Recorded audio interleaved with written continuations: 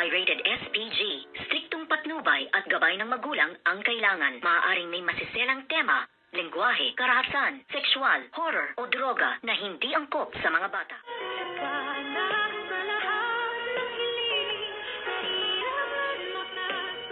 Good morning and welcome sa aking munting channel. Nagpunta nga ang attorney nito ngang si Morgana Go sa burol nga nitong si Madam Chantal, at dito nga ay sinabi niya na na-dismiss ang kaso dahil wala nga silang matibay na ebidensya na kung sino man ang tunay na pumatay or bumaril dito nga kay Madam Chantal, pati ang nagpahirap nga sa kanya ay hindi nila nalaman kung sino nga talaga dahil sa walang sapat na ebidensya. At dito naman ay lalong tumindi ang galit nga nitong si Morgana Go or ito ngang demonyitang si Moira dahil hindi siya nagtagumpay na ipakulong or idemanda nga itong pamilya ng mga tanyag na ngayon ay sinisisi niya sa pagkawala ng kanyang mama.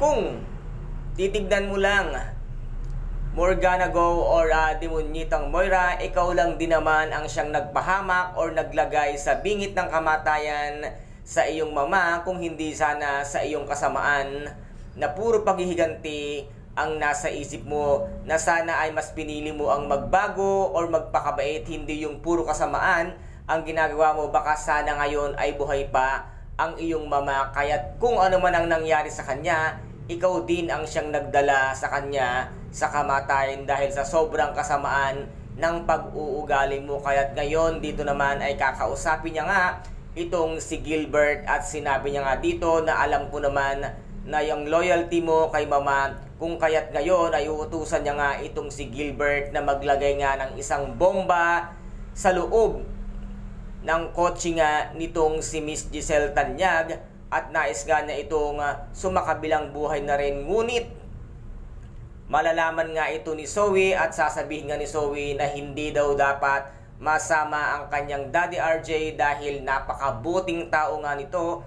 At nasabi naman dito ng demonyitang si Moira na huli na ang lahat, nandudoon na ang bomba sa loob ng kotse nga nitong si Miss Giselle Tanyag, kung kaya't nakaisip ng isang paraan itong si Zoe ay agad-agad niyang tatawagan ang kanyang Dad RJ at sasabihin niya na may bomba sa loob ng kotse, at agad-agad naman niya itong lalabas para nga maisalba ang kanilang buhay. At dito naman, ano kaya ang siyang gagawing ulit nitong si Miss Giselle Tanyag nang lagyan ng bomba ang kanyang sakyan? Ay wala namang iba kung hindi si Morgana Go or si Moira ang siyang bawa nito, dahil siya lamang ang galit na galit sa kanilang pamilya na hindi nila alam kung saan nagmumula, dahil ang alam nila ay wala na ang isang Moira, ngunit hindi nila alam na ito palang si Moira ay nagtatago lamang sa katauhan or sa pangalang Morgana Go. Kaya guys, ito po ang ating pakaaabangan dito nga sa Abot Kamay na Pangarap,